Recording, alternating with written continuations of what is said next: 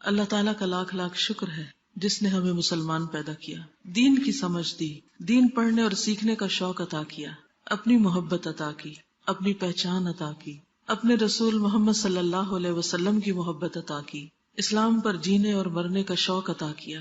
یہ ساری نعمتیں اللہ سبحانہ وتعالیٰ کے یہ سارے احسانات ہم سے کچھ باتوں کا تقاضا بھی کرتے ہیں۔ جب نعمتیں ملتی ہیں تو ان کا شکرانہ ادا کرنا بھی ضروری ہوتا ہے، اور شکرانہ کس طرح انسان ادا کر سکتا ہے؟ وہ کام کر کے جو اللہ سبحانہ وتعالیٰ کو پسند ہو، اور ان چیزوں سے بچ کر جو اللہ سبحانہ وتعالیٰ کو ناپسند ہو۔ ہم میں سے بہت سے لوگ چونکہ مسلمان پیدا ہوئے ہیں اس لیے دین کے بارے میں بہت کچھ جانتے بھی ہیں، بچپن سے جانتے ہیں، سچ جھوٹ کے بارے میں، غیبت چغلی کے بارے میں، نماز روزہ کے بارے میں، بہت سی چیزیں ہمیں بچپن سے ہی بتا دی جاتی ہیں، حلال و حرام کی بھی بہت سی چیزیں ہمیں پتہ چل جاتی ہیں۔ لیکن ایسا کیوں ہوتا ہے کہ سب کچھ جاننے کے باوجود بھی ہم وہ نہیں کرتے جو ہمیں کرنا چاہیے، یا ان چیزوں سے نہیں بچتے جن سے ہمیں بچنا چاہیے؟ شاید اس کی وجہ یہ ہے کہ ہمیں نیکی کرنے کے فائدے اور گناہ کرنے کے نقصانات کا علم نہیں، کیونکہ جب انسان کو کسی چیز کا فائدہ پتہ چلتا ہے تو یہ ہو نہیں سکتا کہ انسان پھر اس چیز کے پیچھے نہ جائے، اور جب اس کو کسی کام کا نقصان پتہ چلتا ہے تو پھر یہ ہوتا نہیں کہ انسان اس چیز سے بچے نہ۔ ہم سب جانتے ہیں کہ اگر ہم اللہ کو راضی کریں گے تو اللہ تعالی ہم سے راضی ہو جائے گا۔ صحابہ کرام نے ہر وہ کام کیا جس سے اللہ راضی ہو، تو اللہ سبحانہ وتعالیٰ نے بھی ان کو اس خاص ٹائٹل سے نوازا، رضی اللہ عنہم ورضوا عنہ، وہ اللہ سے راضی ہو گئے اور اللہ ان سے راضی ہو گیا۔ یہی ہماری زندگی کا مقصد ہونا چاہیے کہ ہم اللہ سبحانہ وتعالیٰ سے راضی ہوں، ہمارے جو بھی حالات ہوں، جیسے بھی دن گزرے، ہر حال میں ہم اللہ کا شکر ادا کرنے والے ہوں، کیونکہ انسان بہت تھوڑ دلا ہے، کمزور دل ہے۔ ہوتا یہ ہے کہ جب اس کی مرضی کے مطابق حالات ہوتے ہیں تو وہ پھر بھی کچھ شکر گزار ہوتا ہے، لیکن جو ہی چیزیں اس کی مرضی کے خلاف ہونے لگے زندگی میں تو وہ اللہ سے ناراض ہونے لگتا ہے۔ ہمیں کسی حال میں بھی اللہ سے ناراض نہیں ہونا، کچھ ہمیں ملے یا کوئی چیز ہم سے لی جائے، ہر حال میں راضی رہنا ہے۔ کیوں؟ اس لیے جو کچھ اس نے ہمیں دیا ہے یہ اس کی عنایت ہے ہم پر، ہمارا حق کوئی نہیں تھا، ہم ڈیزرو نہیں کرتے تھے کہ ہمیں ضرور یہ سب کچھ ملے۔ وہ اگر ان میں سے کوئی بھی چیزیں جو ہمیں اس نے دے رکھی ہیں لینا چاہے تو اس کی چیزیں ہیں نا، وہ لے سکتا ہے۔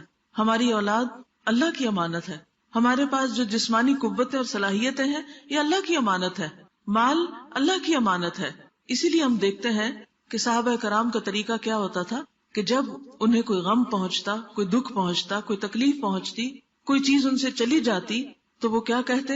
انا للہ و انا الیہ راجعون، بے شک ہم بھی اللہ کے ہیں اور اسی کی طرف لوٹ کے جانے والے ہیں۔ یعنی کوئی چیز چلی گئی تو کوئی بات نہیں، ہم نے بھی چلے جانا ہے۔ دیکھیے جن چیزوں کے پیچھے ہم روتے ہیں یا جن چیزوں کے جانے کا ہمیں افسوس ہوتا ہے تو حقیقت کیا ہے؟ ایک وقت ہوتا ہے کہ وہ چیز جاتی ہے اور کچھ عرصے کے بعد اس کا مالک بھی چلا جاتا ہے۔ آج زمین پر کتنی ہی چیزیں ایسی، کتنے ہی محلات، کتنے ہی مکانات، کتنی ہی جاگیریں، کیا کچھ ہے کہ جو کل کسی اور کے پاس تھا آج دوسروں کے پاس ہے، یا آج ہمارے پاس ہے اور کل یہ پھر کسی اور کے پاس چلا جائے گا۔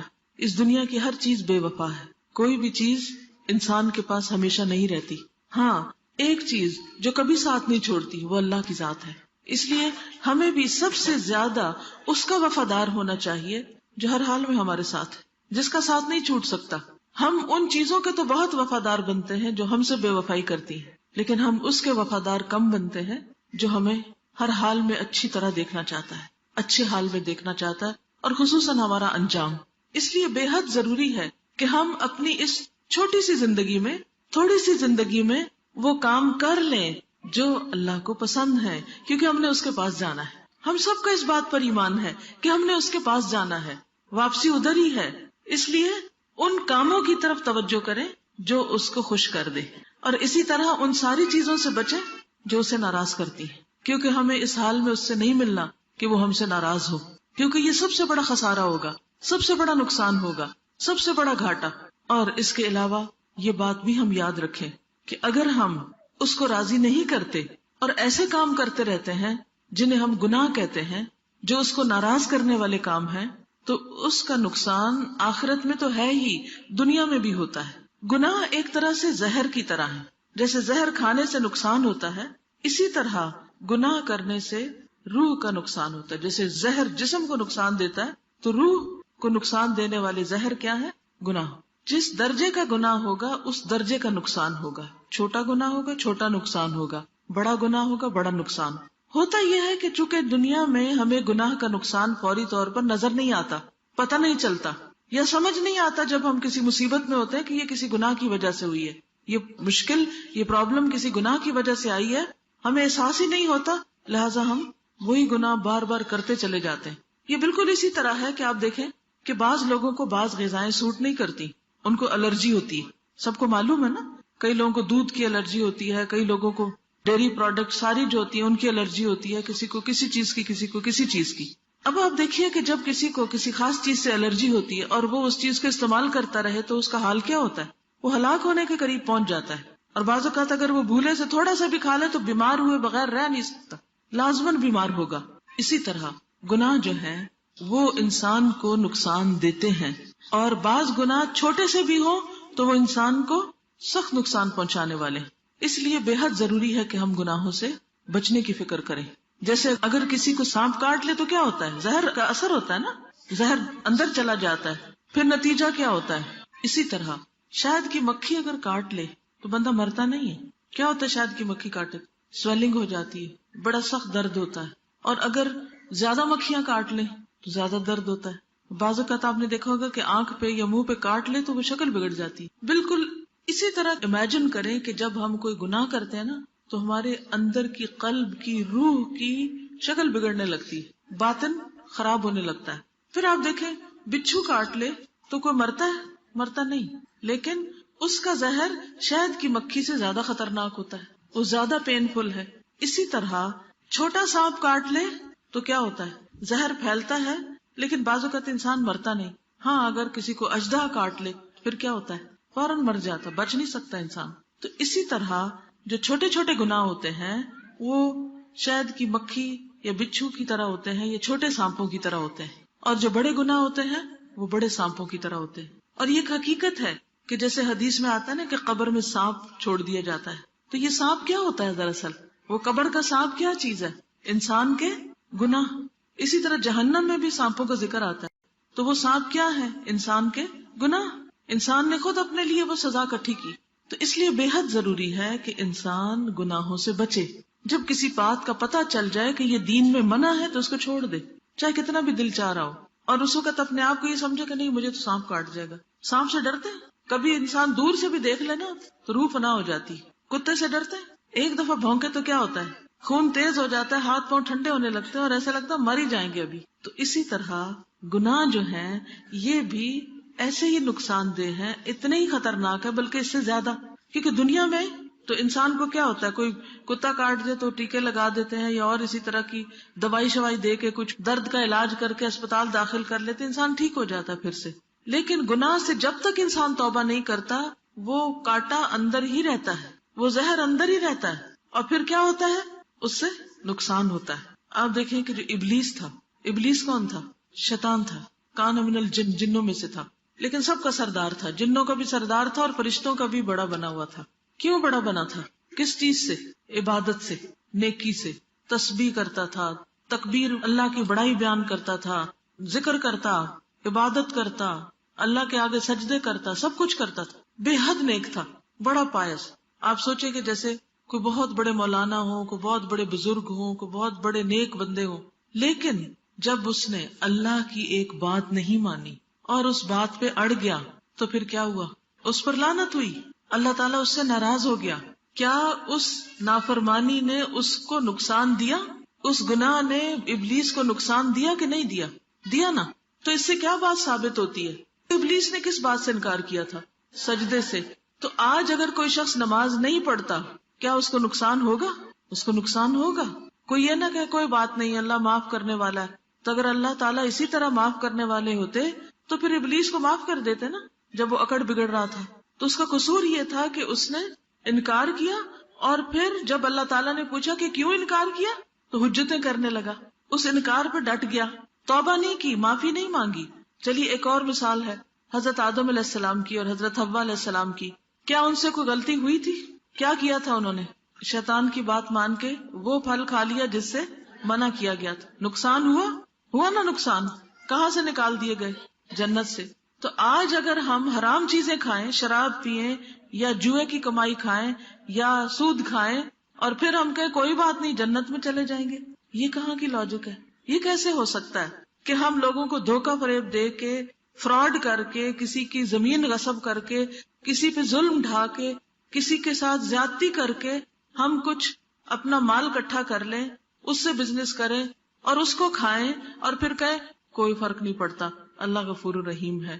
اگر اللہ تعالیٰ اسی طرح غفور الرحیم تھے تو آدم علیہ السلام کو بھی کہنا اچھا آدم بھول گیا تو کوئی بات نہیں، خیر ہے، جانے دیا تجھ کو۔ نہیں، جنت سے بھی نکالا گیا اور جو جنت کے کپڑے تھے وہ بھی لے لیے گئے۔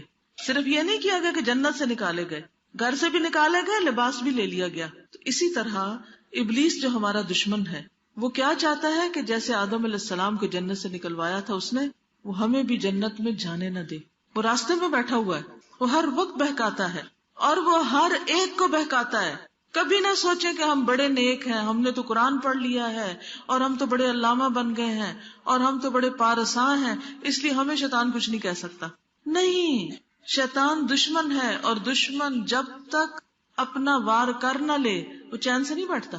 وہ آگے سے بھی آتا ہے، وہ پیچھے سے بھی آتا ہے، وہ دائیں طرف سے بھی آتا ہے، وہ بائیں طرف سے بھی آتا ہے اور وہ انسان کو اپنے گھیرے میں لینے کی کوشش کرتا ہے، وہ چھوڑتا نہیں ہے۔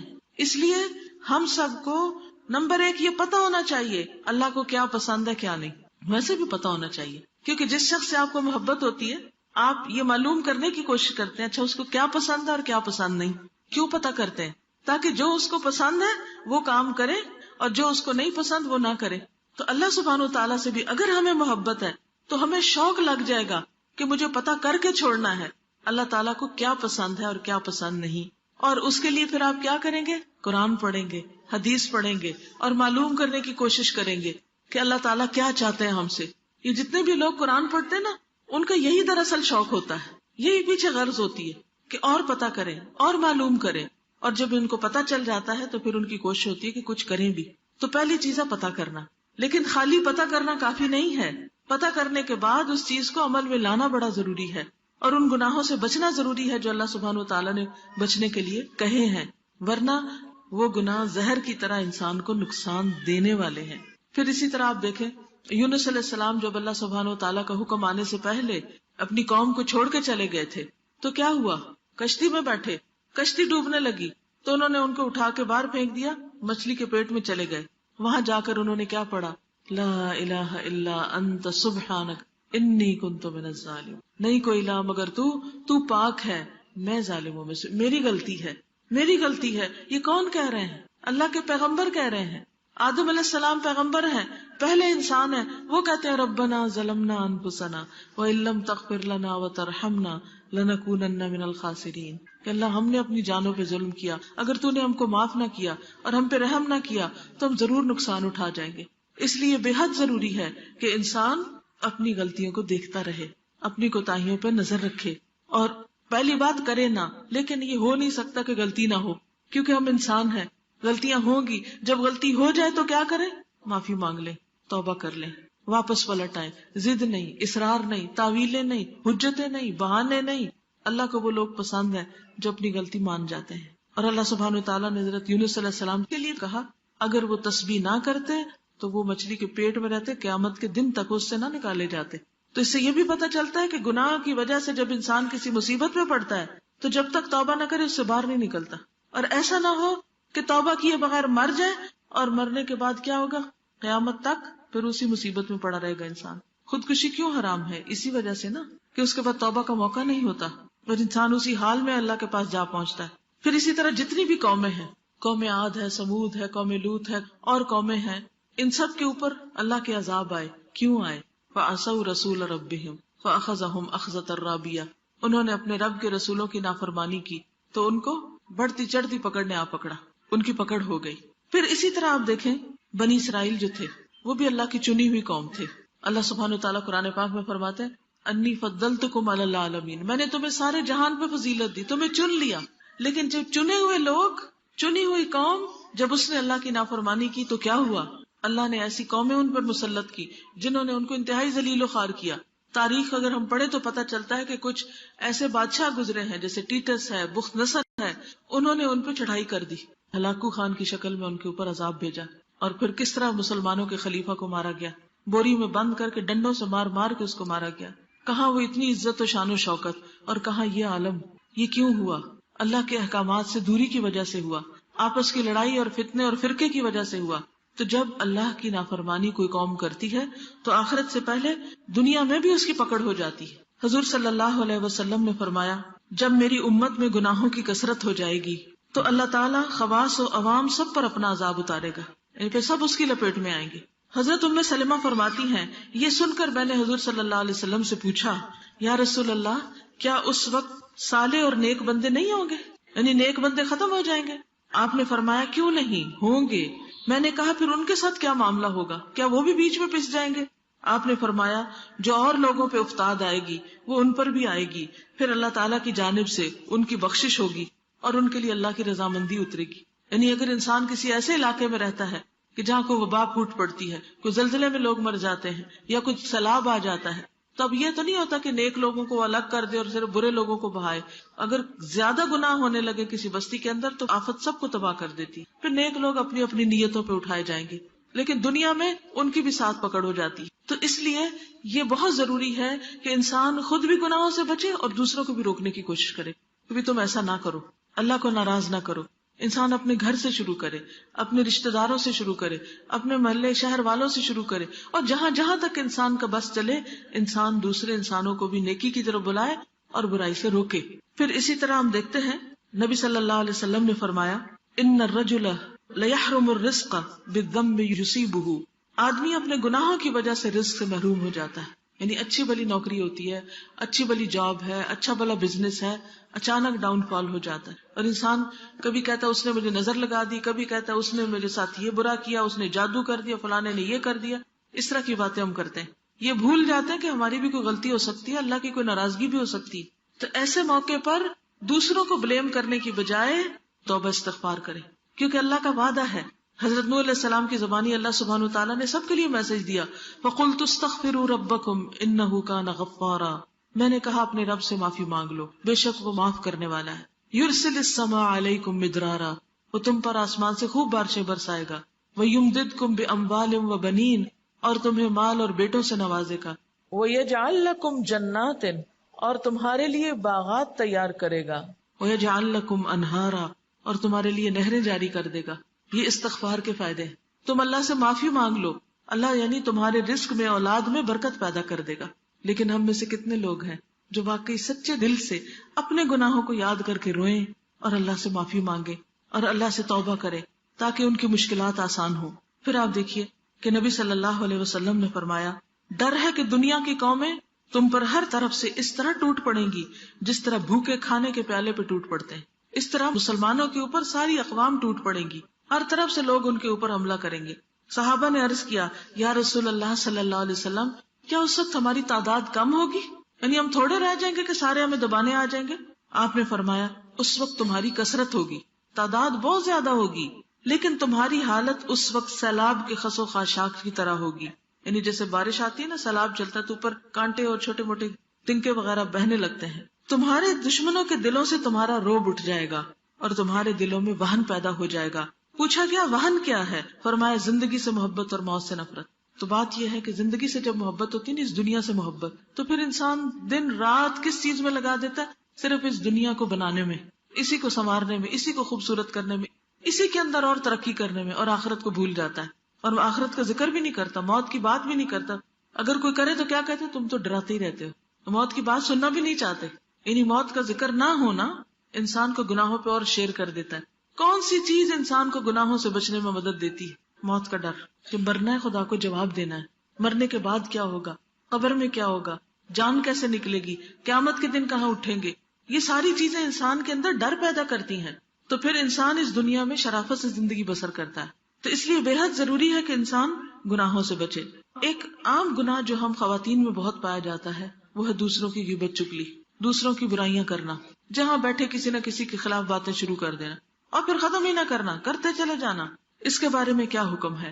نبی صلی اللہ علیہ وسلم نے فرمایا، مسند احمد کی روایت ہے، جب مجھے معراج کے لیے لے جایا گیا، شب معراج پہ، ویسے تو لوگ شب معراج بڑی مناتے ہیں لیکن یہ نہیں پتا کہ اس دن ہوا کیا تھا، کہ مجھے جب لے جایا گیا تو مجھے ایسے لوگوں پر سے گزارا گیا جن کے ناخن تانبے کے تھے، وہ ان سے اپنا منہ اور سینے نوچ رہے تھے۔ میں نے جبریل سے پوچھا یہ کون لوگ ہیں، یہ کیوں اپنا منہ نوچ رہے ہیں؟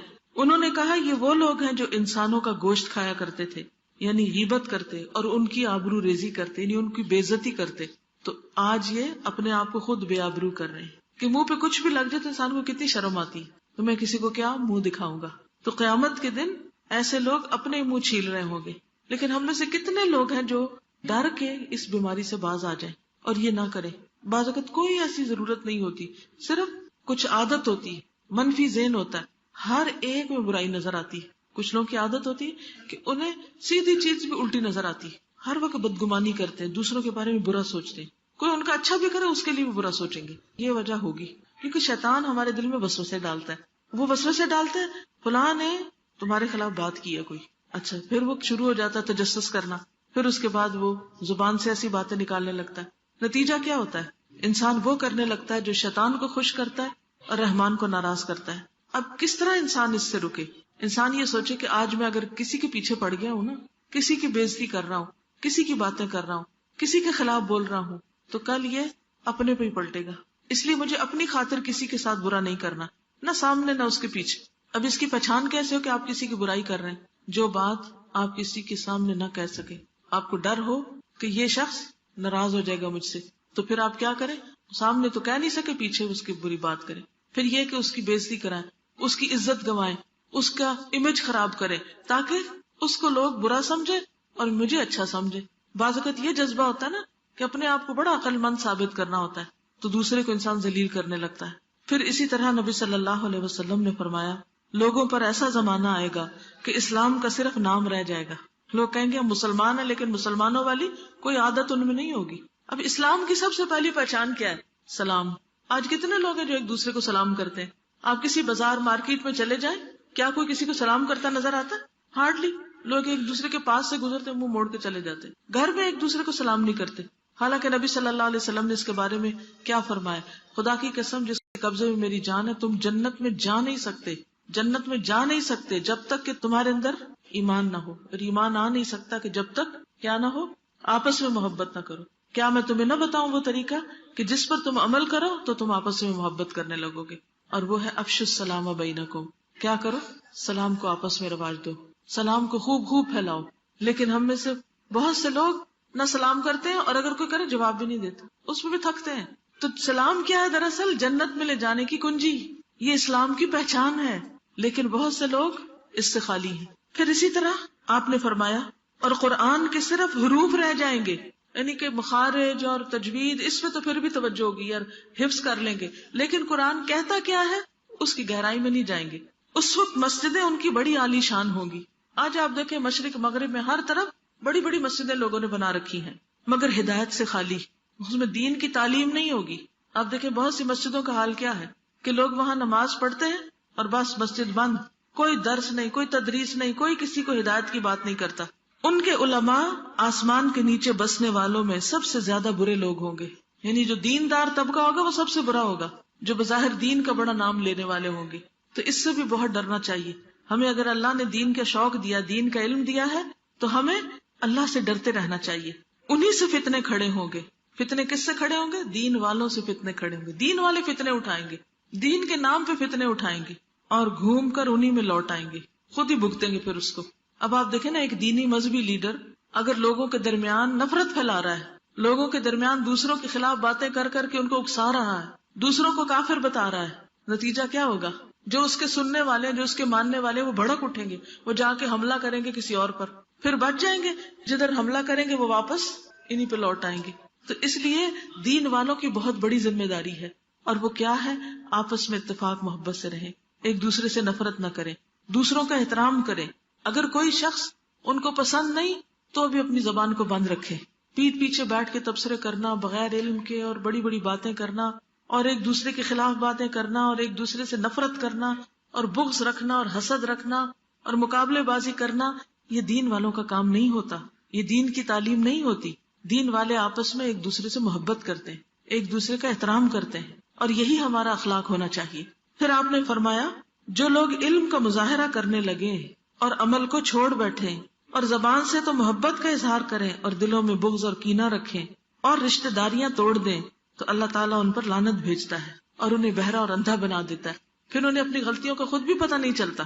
اور آخر میں حضرت عبداللہ بن عمر سے مروی ہے کہ رسول اللہ صلی اللہ علیہ وسلم کی خدمت میں 10 آدمیوں کی ایک جماعت بیٹھی ہوئی تھی، 10 لوگ بیٹھے ہوئے تھے اور میں بھی انہی میں سے ایک تھا۔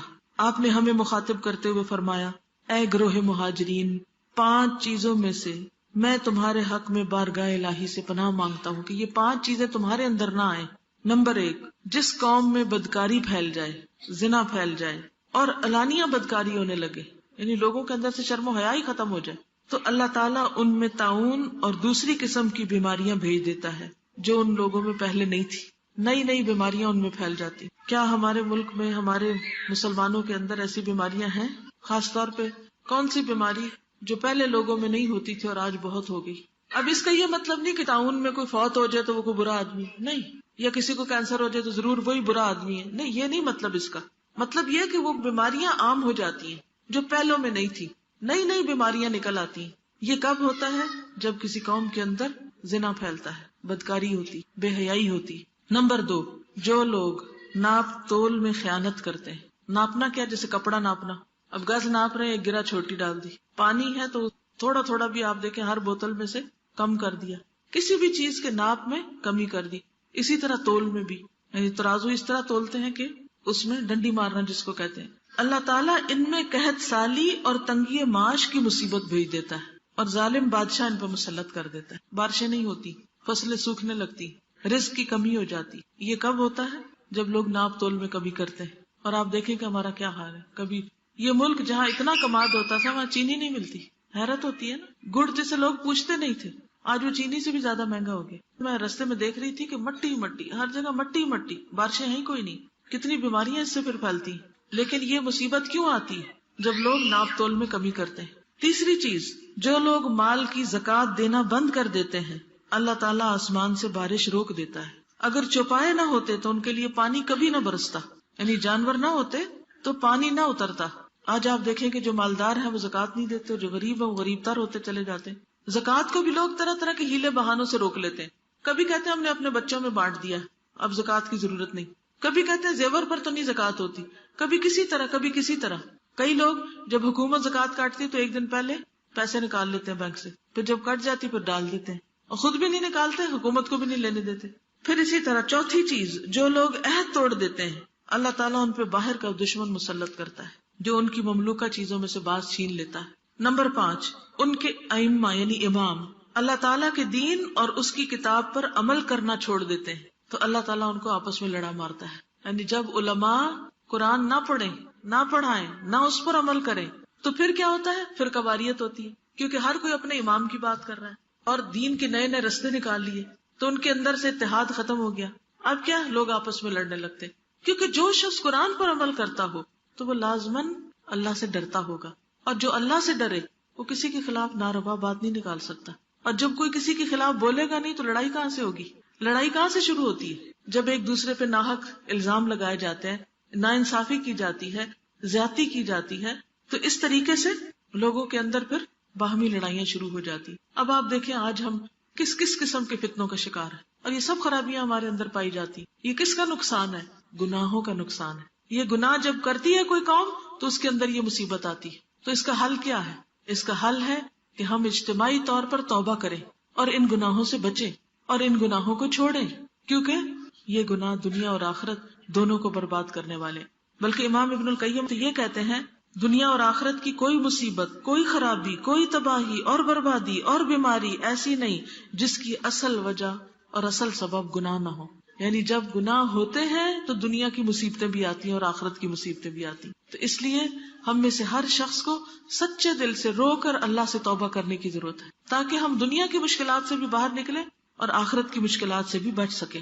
اور پھر صرف خود نہیں بلکہ دوسروں کو بھی برائیوں سے روکنا ضروری ہے، کیونکہ جو قوم برائیاں ہوتے دیکھے اور ٹس سے مس نہ ہو اور دوسروں کو منع نہ کرے، کوئی کسی پہ ظلم زیادتی کر رہا ہو اور اس کا ہاتھ نہ پکڑے، تو ایک دن وہ برائی اس کے اوپر بھی آ جاتی ہے، اور جو کسی کے لیے گڑھا کھودتا ہے خود اس میں گرتا ہے۔ جو چیز یاد رکھنے کی ہے وہ یہ کہ آج ہم یہاں سے عہد لے کر اٹھیں کہ جس کسی برائی کو ہم برا سمجھتے ہیں اس کو اپنی زندگی سے نکالنا ہے. یوتھ کے لیے خاص طور پر، ینگ گرلز کے لیے خاص طور پر میں یہ کہوں گی کہ آپ اپنی عزت و عصمت کی حفاظت کریں، کیونکہ بہت فتنے پھیل گئے. آپ دیکھیں کہ بچے کے پاس موبائل ہے. آج موبائل کا کیا استعمال ہو رہا ہے سب کو پتا ہے نا. مجھے یہ بتائیں کہ کسی نوجوان لڑکی کے لیے کیا یہ جائز ہے کہ کسی لڑکے سے فون پہ باتیں کرے؟ منع ہے نا، حرام ہے نا، گناہ ہے نا. پھر یہ گناہ کریں گے تو کیا اس کا کوئی نقصان نہیں ہوگا؟ اس کا نقصان ہوگا. آج آپ دیکھیں کتنی طلاقیں ہو رہی ہیں، کتنے گھروں میں بے چینی، کتنے گھروں میں بربادیاں. بیوی ہے تو وہ شوہر کے ساتھ وفادار نہیں، شوہر ہے تو بیوی کے ساتھ وفادار نہیں. بچوں کا کیا بنے گا؟ نسلوں کا کیا بنے گا؟ کس قدر فتنہ فساد پھیلتا جا رہا ہے. ٹیلی فون سروسز کی طرف سے نئی آفرز آتی ہیں، لڑکوں سے باتیں کریں، یہ سروس فری ہے، یہ ٹائم فری ہے، طرح طرح کے سستے موبائل ہیں، اور قوم ہے کہ اس کے اندر جکڑی چلی جا رہی ہے. پھر آپ دیکھیں بعض کہیں نہیں ہم تو کوئی اچھی بات ہی کرتے ہیں، ہم تو کوئی بری بات نہیں کرتے. دیکھیں شیطان اسی طرح پھسلاتا ہے، اچھی باتوں سے ہی چلتا ہے انسان اور پھر جا گڑے میں گرتا پھسل کے. پھر آپ دیکھیں کسی مرد کو ٹیکسٹ میسج کرنا، کیا یہ جائز ہے یا ناجائز ہے؟ یہ ثواب ہے کہ گناہ ہے؟ گناہ ہے، سب کو پتا یہ گناہ ہے. لیکن کتنے ہی لوگ ہیں جو یہ گناہ دن رات کرتے ہیں اور دن میں کئی بار کرتے ہیں اور اس سے انجوائے کرتے ہیں اور اس سے خوش ہوتے ہیں، اسی گن چکر میں لگے رہتے ہیں، وہی دماغ میں چیزیں گھومتی رہتی ہیں. کیا ان کو چھوڑنا چاہیے یا نہیں ان چیزوں کو؟ لیکن کیا یہ اتنا آسان ہے؟ آسان نہیں. ہاں اس وقت آسان ہو جاتا ہے جب انسان اللہ سے مدد مانگتا ہے کہ یا اللہ یہ گناہ ہے، یہ برائی ہے، میں چھوڑنا چاہتی ہوں، تو مجھے توفیق دے، تو مجھ سے چھڑا لے. دیکھیں جب شوہر کو بیوی پر اعتماد نہیں ہوتا نا تو اس کی قدر، اس کی محبت دل میں نہیں رہتی. اور اگر عورت کے پاس سب کچھ بھی ہو، زیور سے بھی لدی ہوئی ہو، کپڑے بھی اچھے پہنے ہوئے ہو، لیکن شوہر کی کوئی توجہ نہ اس کی طرف، کیا اسے کوئی خوشی ہو سکتی؟ کوئی خوشی نہیں زندگی میں ہو سکتی. تو یہ اپنے شوہر کے حق میں بھی خیانت ہو جاتی ہے. اس سے بچنا ہے، اپنی نظروں کی حفاظت کرنی، اپنی زبان کی حفاظت کرنی، اپنے کانوں کی حفاظت کرنی. کیا موبائل کے ذریعے یا ٹیلی ویژن کے ذریعے یا کیسٹ کے ذریعے یا سی ڈیز کے ذریعے گانے سننا جائز ہے کہ ناجائز؟ ہوش گانے، بے حیائی والے گانے، عشق و محبت کے گانے جائز ہے؟ نہیں، کیونکہ یہ شیطان انسان کے لیے خوشنما بنا دیتا ہے، ان چیزوں کو خوبصورت بنا دیتا ہے. یہ گناہ کے کام ہے، ان سے بچنا ہے. پھر اسی طرح سود کا لین دین، یہ بھی حرام ہے. جب یہ سود عام ہو جاتا ہے تو اس کا بھی وبال آتا ہے انسانوں کے اوپر. اللہ اور اس کے رسول سے کھلی جنگ ہے. تو جس حد تک انسان ہو سکے اپنے آپ کو اس سے نکالے. جی آپ کچھ کہنا چاہتے ہیں؟ یعنی کھانے میں ایسی چیزیں ہوتی ہیں بعض اوقات کہ جن کے اندر حلال نہیں حرام انگریڈینٹ ہوتے ہیں اور پتہ ہی نہیں ہوتا، اور ہمارے بچے اس کے عادی ہوتے جاتے ہیں، اور پھر جب وہ کھانے لگتے ہیں تو پھر ان کے اندر بے حسی آنے لگتی ہے، پھر وہ ہماری بات نہیں مانتے. آپ دیکھیے کہ یہ کھانے میں جو احتیاط نہ کرنا نا، یہ وہ پہلا امتحان ہے جس میں آدم علیہ السلام مبتلا ہوئے تھے. پوری جنت کو چھڑا کے تو ابلیس نے اس چیز کا شوق دلایا کہ جو منع تھی. آج بھی آپ دیکھیں اتنا اچھا ہمارا ملک ہے، اتنی طرح طرح کی نعمتیں ہیں یہاں پر، اتنے زبردست فروٹس ہیں اور حلال چیزیں ہیں، ان کو چھوڑ کے ہم آرٹیفیشل کے پیچھے چل پڑے. تو ان چیزوں کا کس قدر نقصان ہے. تو اس لیے ہم میں سے ہر شخص دیکھے کہ وہ اپنی کل کے لیے کیا بھیج رہا ہے. قرآن پاک میں اللہ تعالیٰ فرماتے ہیں وَلْتَنْظُرْ نَفْسٌ مَا قَدَّمَتْ لِغَدٍ. ہر شخص کو چاہیے کہ دیکھے اپنی کل کے لیے کیا بھیج رہا ہے. جو ہم بولتے ہیں، جو ہم لکھتے ہیں، جو ہم سوچتے ہیں، جو ہم کرتے ہیں، سب لکھا جا رہا ہے، اور کل جب کتاب ملے گی تو سب اس کے اندر لکھا ہوا ہوگا. ابن عمر رضی اللہ عنہما سے روایت ہے، رسول اللہ صلی اللہ علیہ وسلم نے فرمایا اسلام کی بنیاد 5 چیزوں پر رکھی گئی ہے: گواہی دینا کہ اللہ کے سوا کوئی معبود نہیں اور بے شک محمد اللہ کے رسول ہیں، نماز قائم کرنا، زکوٰۃ ادا کرنا، حج کرنا اور رمضان کے روزے رکھنا. 5 پلرز ہیں ہمارے دین کے، ٹھیک ہے، جن پر یہ چھت کھڑی ہے. حضرت عائشہ رضی اللہ عنہ سے مروی ہے کہ رسول اللہ صلی اللہ علیہ وسلم نے فرمایا 3 چیزیں ایسی ہیں جن پر میں قسم کھا سکتا ہوں. ان میں سے ایک یہ کہ اللہ عز و جل اس شخص کو جس کا اسلام میں کوئی حصہ ہو اس کی طرح نہیں کرے گا جس کا کوئی حصہ نہ ہو. اور اسلام کا حصہ 3 چیزیں ہیں: نماز، روزہ اور زکوٰۃ. مختلف احادیث اس بارے میں آتی ہیں، لیکن جو یہ جامع حدیث ہے جو امام بخاری لائے ہیں جس میں اسلام کا پورا تعارف کرا دیا گیا ہے. اسی طرح حدیث جبریل میں بھی ہمیں یہ بات وضاحت سے ملتی ہے کہ شہادتین کے علاوہ نماز، روزہ، حج، زکوٰۃ. ٹھیک، یعنی اگر کوئی شخص لا الہ الا اللہ محمد رسول اللہ پڑھ لیتا ہے لیکن نماز نہیں پڑھتا تو اس کا دین ناقص ہے، اور بعض کے نزدیک تو وہ دین سے ہی خارج ہے. اسی طرح کوئی روزے کا انکار کر دے یا حج کا انکار کر دے یا زکوٰۃ کا انکار کر دے تو وہ بھی اسلام کی بنیادیں ڈھانے والا ہے. تو ان ارکان میں کمی نہ کرنے والوں کے لیے کامیابی بھی ہے. ایک شخص رسول اللہ صلی اللہ علیہ وسلم کے پاس آیا، اس کے بال پریشان بکھرے ہوئے تھے، اس کی آواز کی بھنبھناہٹ سنائی دے رہی تھی، مگر اس کی بات سمجھ میں نہیں آ رہی تھی کہ وہ کیا کہہ رہا ہے. یہاں تک کہ وہ نزدیک آ گیا، پتا چلا کہ وہ اسلام کے بارے میں پوچھ رہا ہے. تب یہ اسلام کی ایک سٹرکچر ہے، ایک ڈھانچہ ہے، اور اسلام کی ایک اصل بنیادیں ہیں. تو رسول اللہ صلی اللہ علیہ وسلم نے فرمایا اسلام یہ ہے کہ دن میں 5 نمازیں پڑھنا. اس نے کہا مجھ پر اس کے سوا تو کوئی نماز نہیں. آپ نے فرمایا نہیں مگر یہ کہ تو نفل پڑھے. رسول اللہ صلی اللہ علیہ وسلم نے فرمایا رمضان کے روزے رکھنا. اس نے کہا مجھ پر اس کے سوا کوئی اور روزہ تو نہیں. آپ نے فرمایا نہیں مگر یہ کہ تو نفل روزے رکھے. تو اور بات ہے. پھر رسول اللہ صلی اللہ علیہ وسلم نے اسے زکوٰۃ کا ذکر کیا. وہ کہنے لگا کیا مجھ پر کوئی صدقہ تو نہیں. آپ نے فرمایا نہیں مگر یہ کہ تو نفل صدقہ دے. پھر وہ شخص پیٹھ موڑ کر چلا گیا. یوں کہتا جاتا تھا اللہ کی قسم نہ اس سے بڑھاؤں گا نہ گھٹاؤں گا. آپ نے فرمایا اگر یہ سچا ہے تو کامیاب ہو گیا. یعنی کامیابی کے لیے یہ لوازمات تو ضروری ہیں. اب کیا کہیے ان لوگوں کے بارے میں کہ جو اپنے آپ کو مسلمان بھی کہتے ہیں لیکن نمازوں میں بھی ڈنڈی مارتے ہیں. اب تو آہستہ آہستہ روزوں کے بارے میں بھی لوگ بہت تساہل پسند ہوتے چلے جا رہے ہیں. پہلے یہ ہوتا تھا کہ نماز پڑھیں یا نہ پڑھیں روزے ضرور رکھتے تھے، لیکن اب اس کے بارے میں بھی وہ پابندی نہیں رہی. پھر اسی طرح زکوٰۃ، اب مثلا کسی کی زکوٰۃ اگر رمضان میں فرض ہو گئی ہے تو اس کو ذوالحج تک نہیں ٹالنا چاہیے، رمضان میں ہی نکال دینا چاہیے. یعنی آپ میں سے ہر ایک کو اپنی اسلامی کیلنڈر کے مطابق زکوٰۃ کی تاریخ معلوم ہونی چاہیے اور اس تاریخ تک آپ زکوٰۃ نکال چکے. تو بہرحال اسلام کی بنیادوں میں سب سے پہلی بنیاد کیا ہے؟ شہادتین، اشہد ان لا الہ الا اللہ و اشہد ان محمد رسول اللہ. یہ دنیا اور آخرت میں ایمان والوں کا قول ہے. اور یہ جو آتا ہے نا یثبت اللہ الذین آمنوا بالقول الثابت فی الحیات الدنیا وفی الآخرہ، تو اس سے مراد یہی قول ہے. رسول اللہ صلی اللہ علیہ وسلم نے فرمایا مسلمان جب قبر میں سوال کیا جائے گا تو وہ گواہی دے گا کہ اللہ کے سوا کوئی معبود نہیں اور یہ کہ محمد اللہ کے رسول ہیں. تو اللہ کے اس فرمان کا یہی مطلب ہے کہ اللہ تعالیٰ ان کو قول ثابت کے ساتھ ثابت قدمی عطا فرمائے گا، یعنی ان کی کامیابی ہو جائے گی. جو شخص توحید کا اقرار کر دے تو اس کے لیے کیا ہے؟ جہنم کی آگ اس پر حرام ہو جاتی. تو کسی بھی شخص کا کوئی عمل قبول نہیں جب تک کہ وہ کلمہ شہادت نہیں ادا کر لیتا. یہ مسلمان ہونے کی علامت، اسلام میں داخل ہونے کے لیے ضروری ہے. دوسری چیز نماز ہے. قرآن مجید میں آتا ہے قل لعبادی الذین آمنوا یقیموا الصلاۃ، میرے ان بندوں سے جو ایمان لے آئے ہیں کہہ دیجئے کہ وہ نماز قائم کریں. لا الہ الا اللہ پڑھنے کے بعد جو پہلا کرنے کا کام ہے جس سے کوئی چھٹکارا نہیں وہ نماز ہے. کوئی شخص جب مسلمان ہو جاتا ہے تو پہلی چیز جو اس کو سکھانی چاہیے وہ نماز ہے. اور اگر اس کو پڑھنی نہیں بھی آتی تو ساتھ اس کو وضو کرائیں اور ساتھ اس کے کھڑے ہو کر اس کو نماز کے ایکشن سکھائیں. اسی طرح بچوں کے اوپر جو پہلی چیز آتی ہے سمجھ کے بعد، وہ 7 سال کی عمر میں ان کو کیا ہے؟ نماز کا حکم دو. اور 10 سال کے ہوئے اور اگر نہیں نماز پڑھتے تو مار بھی سکتے ہیں. پھر اسی طرح ایک اور روایت میں آتا ہے رسول اللہ صلی اللہ علیہ وسلم نے فرمایا اللہ نے اپنے بندوں پر 5 نمازیں فرض کی ہیں، جس نے ان کا حق ادا کیا، ان کو ہلکا سمجھتے ہوئے انہوں نے سے کچھ ضائع نہیں کیا، تو اللہ تعالیٰ کا اس کے لیے قیامت کے دن یہ وعدہ ہے کہ اس کو جنت میں داخل فرمائے. تو پہلی چیز جس کا ہمیں اہتمام کرنا ہے اور اس میں کوئی کمی نہیں آنے دینی، اس کے آداب اور شرائط اور فرائض اور ساری چیزیں، وہ نماز ہے. اگر نماز درست ہوگی تو سب چیزیں درست ہو جائیں گی، اور اگر کسی کی نماز ہی درست نہیں تو باقی چیزیں تو پھر قابل قبول نہیں. بہت سے لوگوں کو یہ دیکھا گیا ہے کہ وہ مثلاً علم حاصل کرنے میں لگتے ہیں، پڑھنے پڑھانے میں لگتے ہیں یا دین کے کام میں لگتے ہیں، نمازوں سے سستی برتنے لگتے ہیں. سستی کیا؟ دیر سے پڑھتے ہیں، یا یہ کہ بس جلدی جلدی 2 ٹھونگے مار لیتے ہیں. یہ میں نے اپنی آنکھوں سے مشاہدہ کیا تو مجھے بڑی حیرت ہوتی ہے کہ یہ کس قسم کا دین ہے اور کس قسم کی دین کی خدمت ہے. دین کی خدمت صرف دوسروں کو لیکچر دینا ہے اور خود اپنی ذات پر اس کو اپلائی کرنا نہیں ہے. ہم قرآن میں تو پڑھائیں کہ قد افلح المؤمنون الذین هم فی صلاتهم خاشعون، اور اپنی نماز کی خشوع کی فکر ہی نہ کریں. کلاسز ہیں تو ان کو پڑھاتے چلے جائیں اور نماز کے لیے صرف 15 منٹ دیں کہ جلدی سے 2-4 ٹھونگے مار لیں اور سنت کا اہتمام ہی نہ کریں. تو ہم سب کو اس چیز کے بارے میں کانشیس ہونے کی ضرورت ہے، اور جان بوجھ کے تو نماز چھوڑ ہی نہیں سکتے.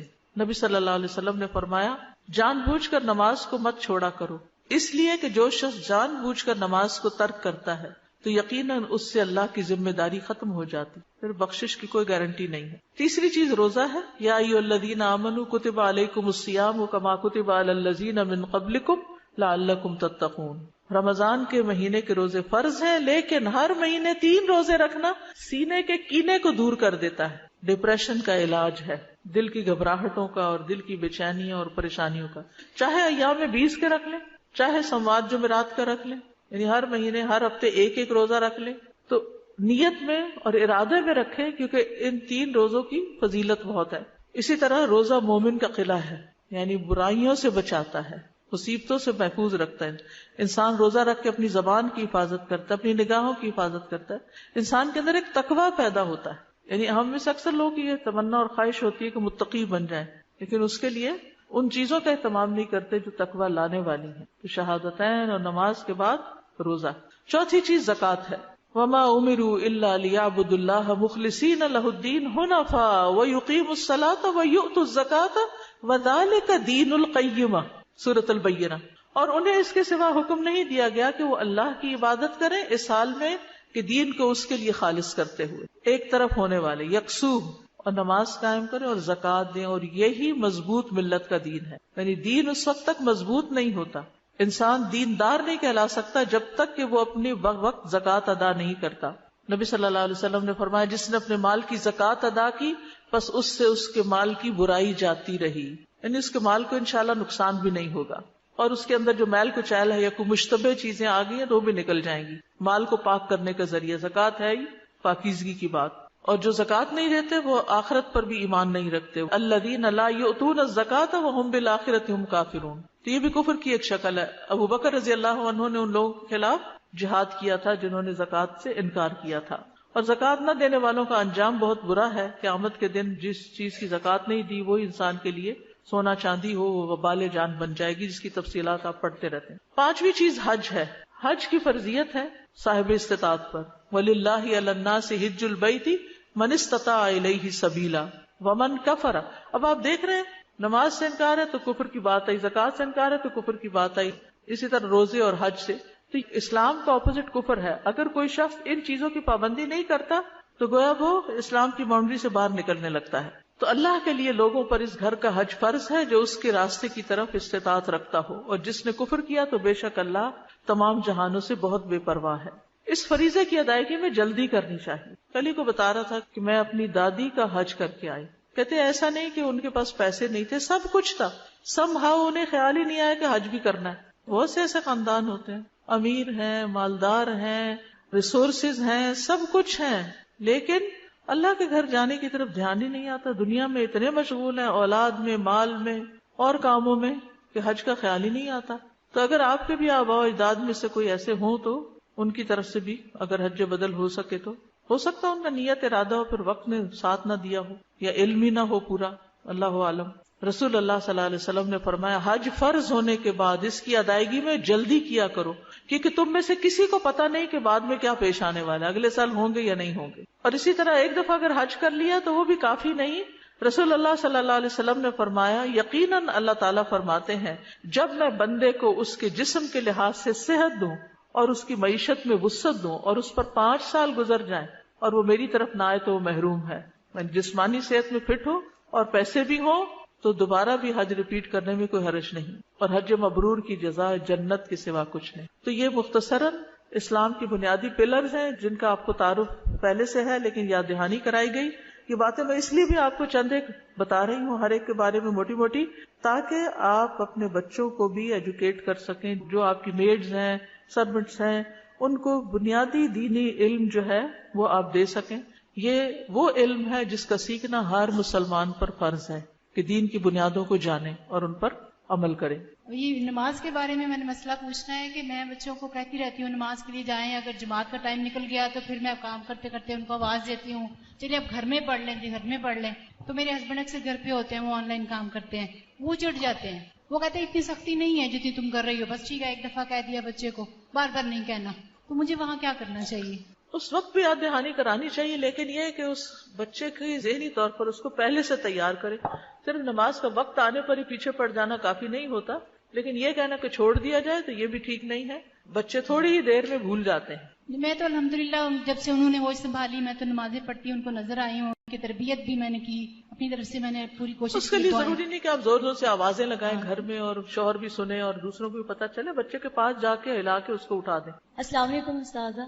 تازہ جیسے ہماری عبادات میں سے ساری عبادت بہت امپورٹنٹ ہے، ان کی اپنی اپنی فضیلت ہے، تو ان سب میں جو روزہ ہے وہ واقعی میں بہت بڑی ہمارے لیے موٹیویشن ہوتی ہے، وہ ریمائنڈر ہوتا ہے. جب ہمارا روزہ ہوتا ہے تو ہمیں یاد رہتا ہے میں نے یہ چیز نہیں دیکھنی، میں نے اس چیز کو نہیں جھانکنا، یا میں کسی کی جاسوسی نہ کروں، تو یہ چیزیں بار بار وہ ریمائنڈر رہتی ہیں. تو جیسے آپ نے کہا کہ 3 دن کے روزے ہمیں رکھنے چاہیے، تو یہ واقعی میں رکھنا ہمارے لیے ہی فائدہ ہے، کیونکہ ہمارے لیے وہ ریمائنڈر رہتا ہے ہمیں. مومن کے لیے قلعہ ہے، اور قلعہ حفاظت کرتا ہے نا، یعنی اگر آپ اس میں قلعے میں آ جاتے ہیں تو آپ بہت سے شر سے اور عذاب اور مصیبت سے بچ جاتے ہیں. میں جانتی ہوں خاتون کو جو 80 سال سے اوپر ان کی عمر ہے، اور ماشاءاللہ وہ ہر سوموار اور جمعرات کو روزہ رکھتی اور ٹھیک ٹھاک ہیں، کچھ بھی نہیں ہے ان کو.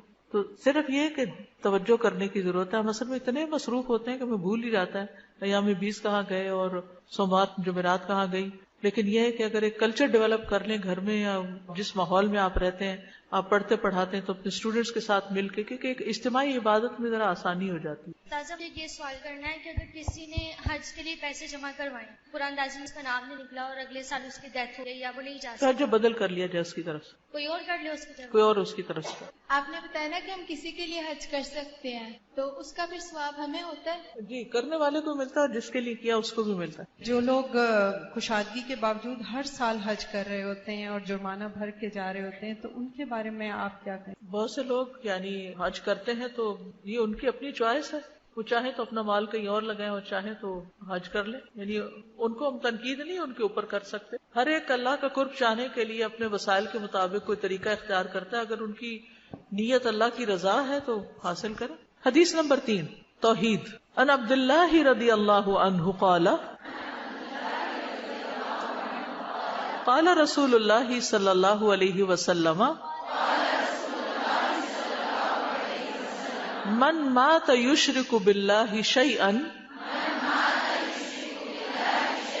دخل النار وقلت انا من مات لا یشرک باللہ شیئا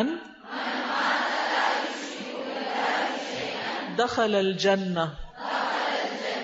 عبداللہ بن مسعود رضی اللہ عنہ سے روایت ہے کہ رسول اللہ صلی اللہ علیہ وسلم نے فرمایا، جو شخص اس حال میں فوت ہوا کہ وہ اللہ کے ساتھ کسی کو شریک ٹھہراتا ہوگا وہ آگ میں داخل ہوگا.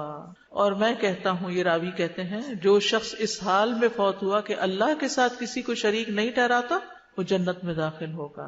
تو یاد رکھیے، شرک سب سے بڑا گناہ ہے، سب سے بڑا ظلم ہے، سب سے غلط اور باطل عمل ہے. یہ ایسا گناہ ہے جس کو اللہ تعالیٰ بخشے گا نہیں. ہر گناہ جو اس کے علاوہ ہو، جس کے لیے اللہ چاہے گا اس کو بخش دے گا، جس کو چاہے گا جنت میں داخل کر دے گا اور جس کو چاہے گا عذاب دے گا.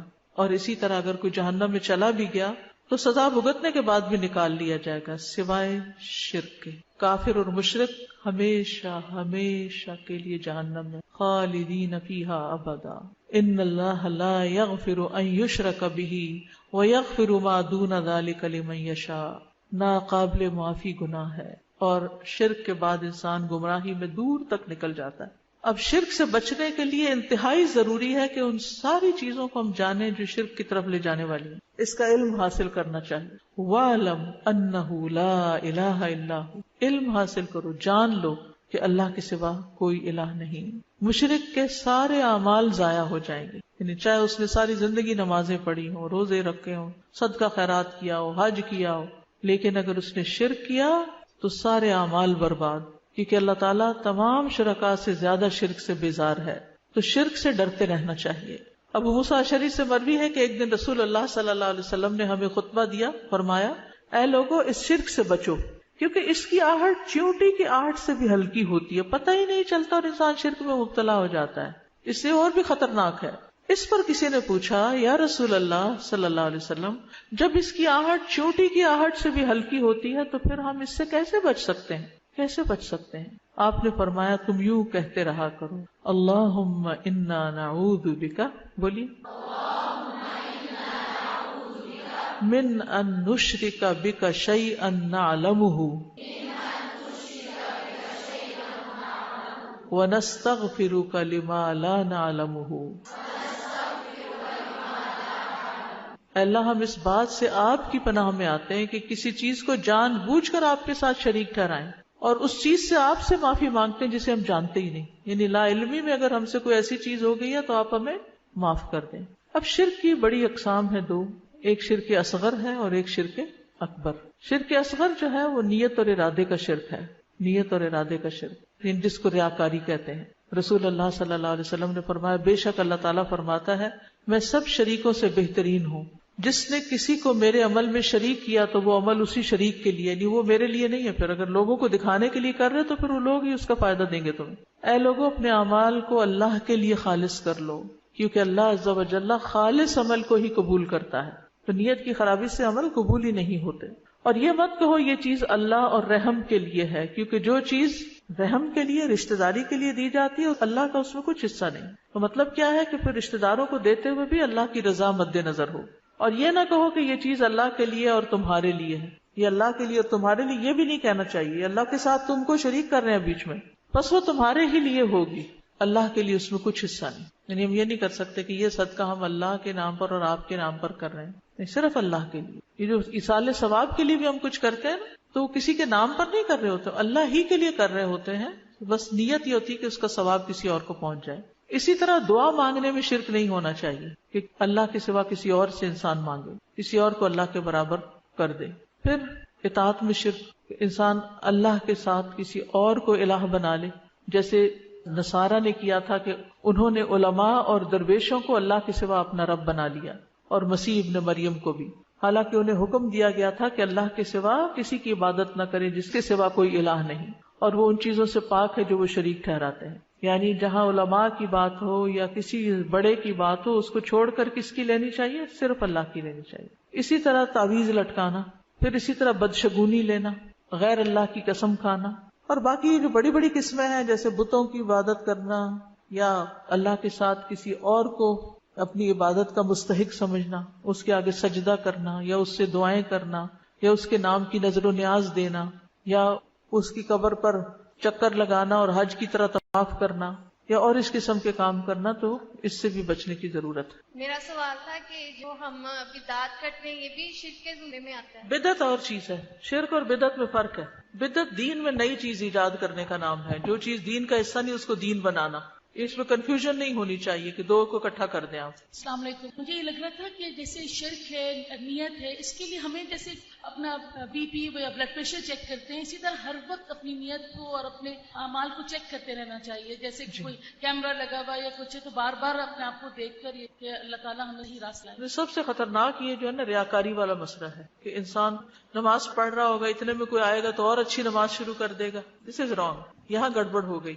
تو اس وقت فوراً پلٹانا چاہیے تو استغفار کہ میں کسی اور کے لیے نہیں، میں تو اللہ کے لیے پڑھ رہا ہوں. تنہائی کی نمازوں کو چیک کرنا چاہیے کہ پبلک میں ہم کیا کرتے ہیں، اکیلے میں ہم کیا کرتے ہیں. اسی طرح باقی عبادات میں کیا ہم جب لوگ نہیں ہوتے تب بھی اسی طرح خشوع و خضوع سے اور خلوص سے اور جذبے اور محبت سے کام کر رہے ہوتے ہیں؟ یا کوئی بھی کام آپ کو دیا جائے تو صرف کوئی سر پہ سوار ہے تو آپ کام کر رہے ہیں، یا کوئی نہ بھی پوچھے تو آپ اپنی ذمہ داری اور کمٹمنٹ نبھاتے ہیں؟ ابھی جو آپ نے ریاکاری کی بات کہی اس میں یہ سیلفیاں بھی آپ دیکھیں کہ عبادت کرنا اور اس میں سیلفیاں فیس بک پہ لگانا، اس کی کوئی سمجھ نہیں آتی کہ عمرے پہ جا رہے ہیں اور سیلفیز بنا بنا کے شیئر کر رہے ہیں، اسٹیٹس اپ ڈیٹ کر رہے ہیں لوگوں کو دکھانے کے لیے. تو یہ سب کچھ نہیں نا. ٹیچر میں نے کہا تھا کہ ہمارا نفس ہی تو طاغوت، تو کیا ہم ہاں نفس کو الہ بنا لینا اور ہر کام نفس کی خواہش کے مطابق کرنا اور اس کو اللہ کے احکام کے برابر قرار دینا، یہ بھی درست ہے. استاذہ آپ نے اس کی تشریح میں بتایا کہ مشرک اور کافر وہ جہنم میں ہمیشہ رہیں گے، تو استاذہ منافقین کے لیے کیا حکم ہے؟ کیا وہ بھی وہ بھی اسی میں شامل ہے. حدیث نمبر 4، ہلاک کرنے والے گناہ. عن ابی ہریرہ رضی اللہ عنہ ان رسول اللہ صلی اللہ علیہ وسلم قال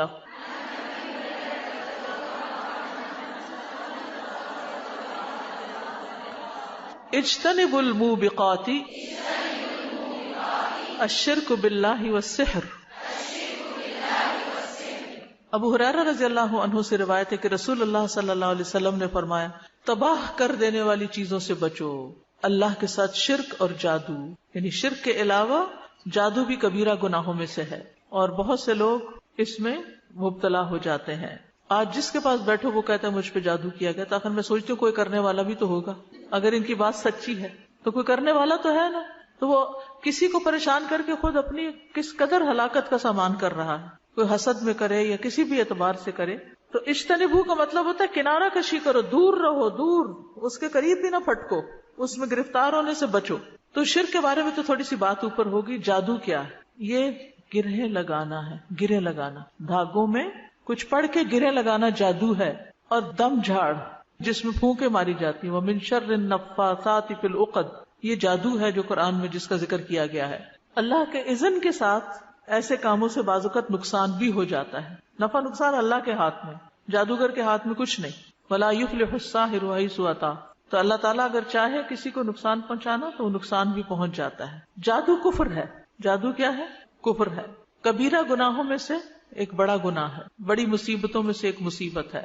یہی وجہ ہے کہ صحابہ رضی اللہ عنہم جادوگروں کو قتل کر دیتے تھے، اور جادوگروں کی سزا کی حد قتل سمجھتے تھے. یعنی جادوگر کو پکڑا جاتا تو اس کو مار دیا جاتا تھا. جادو کرنے اور کروانے والے کا نبی صلی اللہ علیہ وسلم سے کوئی تعلق نہیں. لیس منا من سحر او سحر لہ، جادو کرنے اور کروانے والا ہم میں سے نہیں. جادو پر ایمان لانے والا جنت میں داخل نہ ہوگا. نبی صلی اللہ علیہ وسلم فرمایا شراب کا عادی، جادو پہ ایمان رکھنے والا اور قطع رحمی کرنے والا جنت میں داخل نہ ہوں گے. حضرت عمر رضی اللہ عنہ نے لکھا تھا اپنے لوگوں کو اپنی خلافت میں، اقتلوا کل ساحر، ہر ساحر کو قتل کر دو. فقتلنا فی یوم ثلاثۃ سواحر، تو کہتے ہیں بجالہ بن عبدہ کہ ہم نے ایک دن میں 3 جادوگروں کو قتل کیا. یعنی آپ سوچئے اس دور میں بھی ایسے لوگ موجود تھے. جادو جو ہے نا ہر سوسائٹی میں، ہر علاقے میں کسی نہ کسی شکل میں موجود رہتا ہے. اب اول تو یہ ہے کہ اس کو کرنا منع ہے اور اس کے قریب بھی نہیں پھٹکنا چاہیے. لیکن اگر کوئی آپ پر کر دے یا آپ کو اس کی علامات نظر آنے لگے تو پھر آپ کیا کریں؟ سب سے بڑا علاج قرآن ہے. جادو کا سب سے بڑا علاج قرآن ہے. ہو سکتا ہے 3 دن میں قرآن ختم کر لیں، 10 پارے روز پڑھ لیں اور ریپیٹ کریں اس عمل کو. میں نے کسی اسکالر کا سنا تھا کہ وہ اسی طریقے سے علاج کرتے تھے اور اس سے طبیعت بھی سخت خراب ہوتی ہے اور الٹیاں شروع ہو جاتی ہیں اور کافی کرائسس ہوتے، لیکن اس کے بعد یہ کہ مریض شفا پا جاتا ہے. کیونکہ قرآن جو ہے قل هو للذین آمنوا ھدی وشفاء، اس پر ہمارا ایمان ہونا چاہیے کہ قرآن ہدایت کی کتاب بھی ہے اور شفا بھی ہے. وَنُنَزِّلُ مِنَ الْقُرْآنِ مَا هُوَ شِفَاءٌ وَرَحْمَةٌ لِّلْمُؤْمِنِينَ، اور ہم قرآن میں جو کچھ نازل کرتے ہیں وہ مومنوں کے لیے تو شفا اور رحمت ہے. تو ایمان لا کر اس پر کہ یہ شفا کا ذریعہ ہے قرآن پڑھیں.